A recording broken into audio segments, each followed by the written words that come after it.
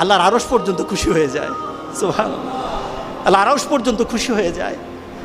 যতক্ষণ পর্যন্ত আপনি এইভাবে আপনার স্ত্রীর সাথে কথা বলতে থাকেন, স্ত্রীর কাছে বসা থাকেন, আপনার আমলনামার মধ্যে সওয়াব লিখতে থাকে।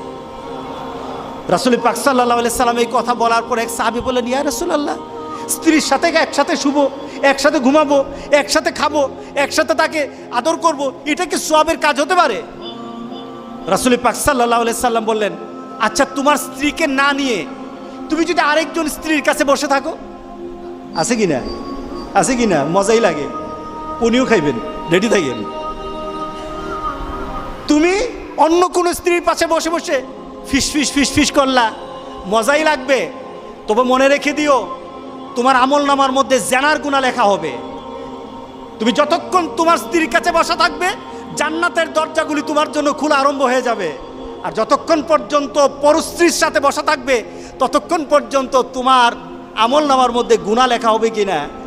সাহাবায়ে কেরাম বলেন, ইয়া রাসূলুল্লাহ, অন্য স্ত্রীর সাথে বসলে তো গুনাহ তো হবেই, তাহলে তার উল্টাটা তোমার হালাল বউর সাথে বসলে, তোমার হালাল যাকে হালাল করেছো তার সাথে বসলে সওয়াব হয়ে যাবে। সুবহানাল্লাহ, সুবহানাল্লাহ। চাষটলে বসতে ভালো লাগে, টিভি দেখতে ভালো লাগে, আরেকজনের ভাবিকে ডেকে ডেকে মুখের মধ্যে পানি এনে দেয়, ভাবি কেমন আছেন, বউকে বলো না, বউ তুমি কেমন আছো। শরম লাগে, শরম লাগে। রাসূল পাক সাল্লাল্লাহু আলাইহি সাল্লাম বললেন যে বিয়ের মাধ্যমে স্বামী এবং স্ত্রী, ছেলে এবং মেয়ের যৌনতাকে পবিত্র করা হয়। সুবহানাল্লাহ, সুবহান, কত সুন্দর কথা। স্ত্রীকে হেফাজত করা হয়, এই মেয়েকে সমাজের বিভিন্ন ধরনের খারাপ লুলুপ দৃষ্টি থেকে একটা মেয়েকে বাঁচানো হয়। কারণ একটা মেয়ে যখন একটা ছেলের আন্ডারে হালালভাবে বৈধ হয়ে যায় বিয়ের মাধ্যমে, তখন আর এই মেয়ের দিকে কেউ খারাপ দৃষ্টি দেয় না। কি বলেন? দেয় না। দেখুন ইসলাম কি বলছে, রাসূল পাক সাল্লাল্লাহু আলাইহি ওয়াসাল্লাম কিভাবে ব্যাখ্যা করছে। রক্ষণাবেক্ষণ হয় মেয়েটাকে রক্ষণাবেক্ষণ করা হয়। কারণ একটা ছেলে যখন একটা মেয়েকে বিয়ে করে, তার চিন্তা চেতনায়, তার ভাবনায়, তখন মনে হয় যে এই মেয়েটাকে সকল ধরনের বিপদ আপদ থেকে আমি রক্ষা করব, আমি তার পাশে থাকব, আমি তাকে বিভিন্ন গার্ড দেব, তার বিপদের সময় আমি কাছে থাকব। কি বলেন? বলে কি না? আপনার স্ত্রীর কাছে যদি কেউ ঘেঁষায়, তখন মেজাজটা গরম হয় কি না? হ্যাঁ, কেন হয়? কারণ সে আপনার হালাল হয়ে গেছে। রাসূল পাক সাল্লাল্লাহু আলাইহি সাল্লাম বললেন, কেউ যদি ঘেঁষতে চায় তোমার মেজাজ গরম হয়ে যায়, তার পিছনে কারণ হলো তুমি তার রক্ষক হয়ে গেছো। ইসলাম একটা মেয়েকে রক্ষণাবেক্ষণের সুযোগ করে দেয় বিয়ের মাধ্যমে। আর ওই মেয়ে যে স্টাইল করে বিয়ে করেছে, সন্তান প্রজননের গোটা পৃথিবী টিকে থাকবে যতক্ষণ পর্যন্ত আল্লাহ সুবহানাহু ওয়া তাআলা যে মানুষ সৃষ্টির পদ্ধতি বানিয়েছেন, পদ্ধতি সৃষ্টি করেছে, এটা চালু থাকবে ততদিন পর্যন্ত পৃথিবী সুন্দর হবে। আপনি ইউরোপ আমেরিকায় যান, বাচ্চা নাই, 40 বছর আগ পর্যন্ত তারা বাচ্চা কাচ্চা নেয় না। এটার পার্সেন্টেজ কত? 77%। 77%। আমি অনেক দিন আগে একটা ডাটা দেখেছিলাম, ইউরোপ আমেরিকার ছেলে মেয়েরা তারা 40 বছর 45 বছর পর্যন্ত তারা বিয়ে করবে না। মানে কি? বিয়ে করলে তো বাধা হয়ে যায়। তাদের ধারণা হলো, এক মহিলা আমার ভাগ্নিকে পড়ায় একটা ইংলিশ, আমি ওই সময় ম্যানচেস্টারে ছিলাম। তো ওই মহিলা আমার বান্ধবীকে বলছে তার 100টা ফ্রেন্ড আছে, 100টা ফ্রেন্ড। তো আমার ভাগ্নি মনে করেছে যে তার ফ্রেন্ডগুলি সবগুলি মেয়ে হবে। সে বলছে আমার 100টার মধ্যে 99টা হলো বয়ফ্রেন্ড, একটা হলো গার্লফ্রেন্ড। 99টা কি ফ্রেন্ড?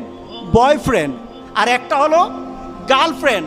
কারণ তাদের কথা হলো বিয়ে আর বাচ্চা নেওয়ার মাধ্যমে আমাদের জীবনের যে একটা চাহিদা আছে, চাহিদাটা নষ্ট হয়ে যাবে, চাহিদাটা পূরণ করতে পারবো না।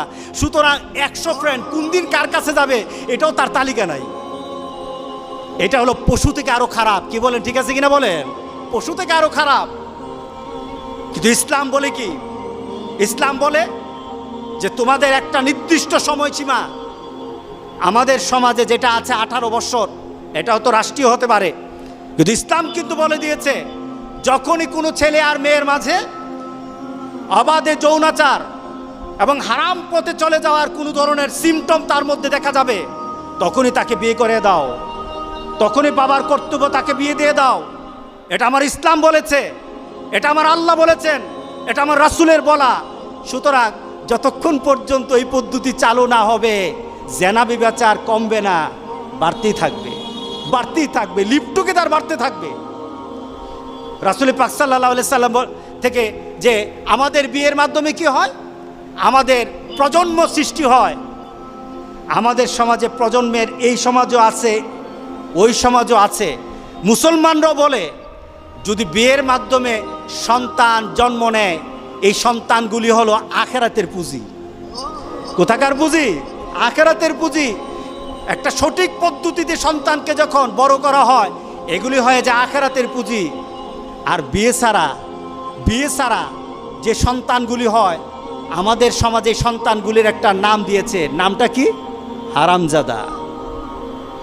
কি বলেন? রাগ করতেছেন নাকি? কারণ কি?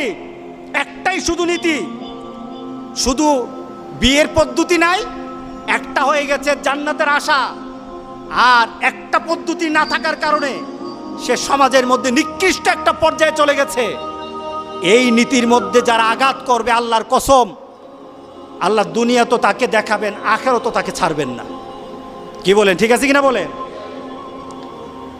একটা সঠিক পদ্ধতিতে এই সমাজের মধ্যে মানুষ বৃদ্ধির একটা ব্যবস্থা হয়ে যায়। এরপরে কি হয়? রাসূল পাক সাল্লাল্লাহু আলাইহি সাল্লাম কাল হাসুরের দিনের সাহাবায়ে কেরামদের সাথে একটা গর্ব করতেছিলেন। সুবহানাল্লাহ, উম্মত দিয়ে গর্ব করতেছিলেন। কি গর্ব? রাসূল পাক সাল্লাল্লাহু আলাইহি সাল্লাম বলছিলেন কাল হাসুরের দিন উম্মতরা দাঁড়ানো থাকবে, নবীরা সামনে থাকবে, উম্মত দাঁড়ানো থাকবে। কোন উম্মত হবে, কোন নবীর পেছনে উম্মত হবে 50 জন, 1000 জন, লক্ষ জন, কোটি জন হবে। কিন্তু আমি মুহাম্মদ রাসূলুল্লাহ সাল্লাল্লাহু আলাইহি সাল্লাম যখন হাসরের ময়দানে দাঁড়ানো হবে, আমার পেছনে উম্মতের সংখ্যা হয়ে যাবে, কোটি কোটি উম্মতের সংখ্যা হয়ে যাবে, সবার থেকে আমার উম্মতের সংখ্যা বেশি হয়ে যাবে। আমি তখন সেটা আনন্দ বোধ করব, আমার মধ্যে আনন্দ লাগবে, আমার মধ্যে একটা সম্মানবোধ সৃষ্টি হবে।